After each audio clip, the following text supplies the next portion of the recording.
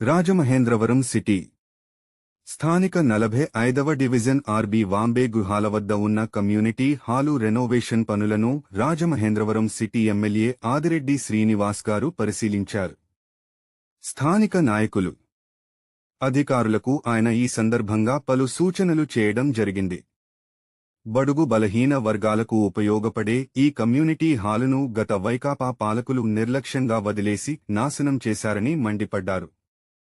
కూటమి ప్రభుత్వం వచ్చిన తరువాత బడుగు బలహీన వర్గాలకు ఉపయోగపడేలా తీర్చిదిద్దుతోందని, ఈ కమ్యూనిటీ హాలు అందుబాటులోకి వస్తే ఇక్కడి ప్రజలు వారి శుభకార్యాలు చేసుకునేందుకు వెసులుబాటుగా ఉంటుందన్నారు. టీడీపీ నాయకులు, కార్యకర్తలు ఆయన వెంట ఉన్నారు. అంటే ఈ కూటమి ప్రభుత్వం ఎప్పుడు కూడా ప్రజల యొక్క అవసరాలను తెలుసుకొని వాళ్ళకి ఏం కావాలో చేయడంతో పాటు వాటిల్ని ప్రజలు సద్వినియోగపరుచుకునే విధంగానే మా కార్యక్రమం ఉంటుంది.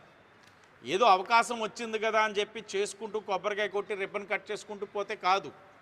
అది పని అయ్యిందా లేదో కూడా కూటమి ప్రభుత్వం చాలా క్షుణ్ణంగా ప్రతి అంశాన్ని చూస్తుంది, భవిష్యత్తులో కూడా చూస్తుందని కూడా తెలియచేస్తూ ఆ సెప్టిక్ ట్యాంకులు కూడా కట్టారు. కట్టి నెలలే అయినాయి, అప్పుడే నిండిపోతున్నాయి.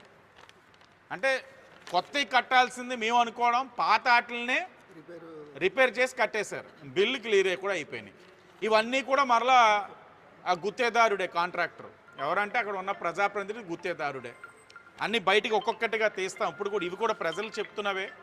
నేనేదో ఊహాగణంతో లేకపోతే ఊహించుకొని చెప్పట్లా. ఇక్కడ ఉన్న ప్రజలు చెప్తున్నాయి. ఆఖరి కాంట్రాక్టర్ ఎవరన్నా కూడా వాళ్ళు గుర్తించేస్తున్నారు. గుత్తేదారులను ఎందుకంటా ఉన్నారంటే కాంట్రాక్టులు కూడా ఎవరన్నా గుర్తించే స్థాయిలో వాళ్ళు పనులు చేశారు అని అంటే వైసీపీ ప్రభుత్వంలోనే ఆ ప్రబుద్ధులు ఎంత చేశారన్నది కూడా ప్రజలు మర్చిపోలేకపోతా ఉన్నారు. అందుకే గుణపాఠం చెప్పిన వీళ్ళకి ఇంకా బుద్ధి రాలేదనుకుంటే అది వేరే విషయం. ఏదేమైనా మధ్యతరగతి, దిగువ మధ్యతరగతి వాళ్ళు నివసిస్తున్న ప్రాంతాల్లోని ఉన్న కమ్యూనిటీ హాల్స్ అన్నీ కూడా సచివాలయాలకు ఇచ్చేశారు.